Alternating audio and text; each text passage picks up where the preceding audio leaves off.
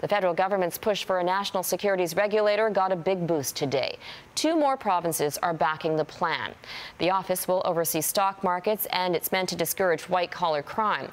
It's also supposed to closely monitor relationships between investment advisors and their clients. But 2 key provinces remain opposed and are criticizing Ottawa for pushing ahead without them. Shirlee Engel reports.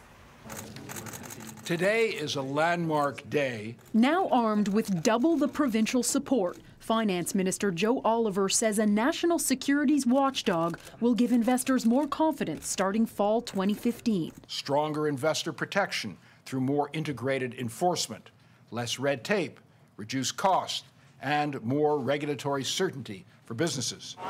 Some tweaks, mainly making sure Bay Street doesn't get all the power, convinced Saskatchewan and New Brunswick to join an agreement between Ottawa, BC, and Ontario. The financial regulator now has a bigger footprint in Canada, representing 55% of the value of publicly traded companies.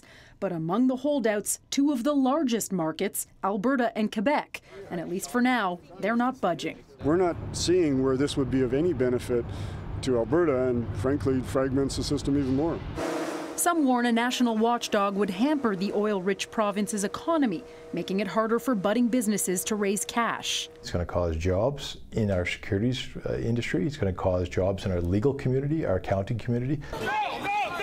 A rash of white-collar crime in recent years sparked calls for a single regulator. Supporters argue the current patchwork of 13 different agencies allows crooks to fall through the cracks. I think it's going to add a lot of teeth and vigor to enforcement, and I think a lot of investors in Canada see that as something that's needed. Once the watchdog is up and running, the pressure to join will intensify. Unlikely that Quebec will ever come on board for those nationalistic reasons, but I think the other provinces will. Ottawa is moving ahead with or without the holdouts. Draft legislation is expected by summer's end. Let's not look for unanimous support right away. Let's look at how we can achieve that support long term.